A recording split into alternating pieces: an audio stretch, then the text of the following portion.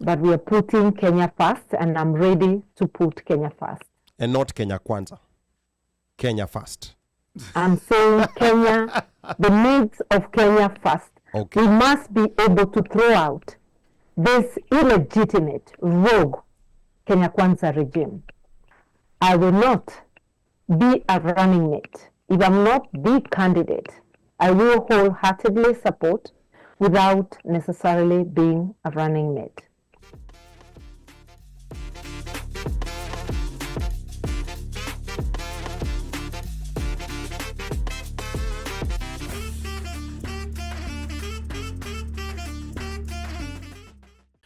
Karibu Mheshimiwa, are you going to be running for president come 2027? And if not, why? Yes, I'll be running for president.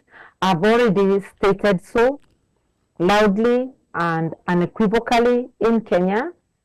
But I'm also saying because we are crafting a united opposition where we hope to have a mechanism to front a single candidate. I'm going to work very hard to be that single candidate. But in the event I am not, I'll be ready and willing to support whoever else is nominated as an opposition candidate, knowing that Kenya is greater than any one of us. I've also stated that I will not be a running mate. If I'm not the candidate, I will wholeheartedly support without necessarily being a running mate. But we are putting Kenya first, and I'm ready to put Kenya first. And not Kenya Kwanza. Kenya first. I'm saying Kenya, the needs of Kenya first. Okay. We must be able to throw out this illegitimate, rogue Kenya Kwanza regime. Okay. Now, before I introduce, Mika, who's also on the panel, there's another question that has been coming, that has been bubbling amongst people in the diaspora.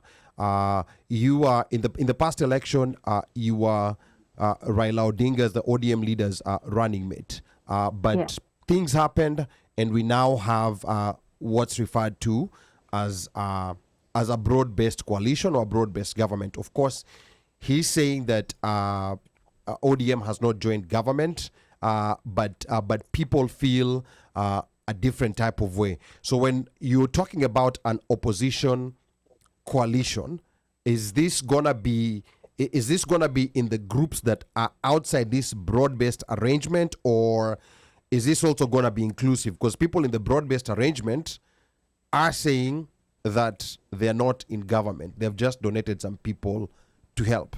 Honorable Karua. I think everybody can see through that. On one hand, my former presidential candidate, Raila Odinga, will say they are not in government. On the other hand, he will front an MOU that says how they are going to govern together. So it's clear that one leg is in the opposition, one leg is in government, a situation that is untenable. The Constitution is very clear that there has to be lines drawn between the majority party, which will be the government party, and the minority party, which would be opposition. And there is serious reason for this. Members of the opposition are the ones that are supposed to chair the watchdog committees, namely public accounts and public investments committees. There are 3 of each, so 6 committees of parliament.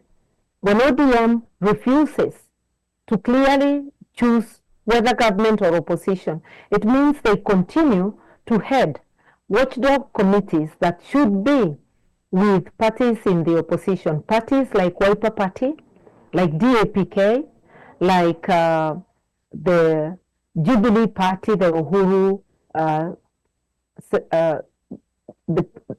the group that is led by Uhuru Kenyatta, groups that are clearly in the opposition. So they have, by that refusal to be clear and to follow the law, the ODM has reduced accountability in Parliament. has destroyed the check and balances in Parliament. So we are asking Right Honorable Raila Odinga and ODM to do the right thing.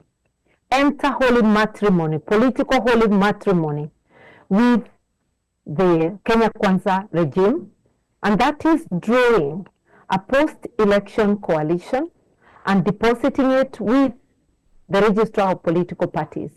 Calling it an MOU doesn't take away from the fact that they have joined government. Let them do the right thing, free the watchdog committees to parties committed to be in the opposition. That's all that we are saying. Okay. Want to remind the listeners that you're tuned into the One Mic Show, and we have Martha Karua live from Boston, Massachusetts.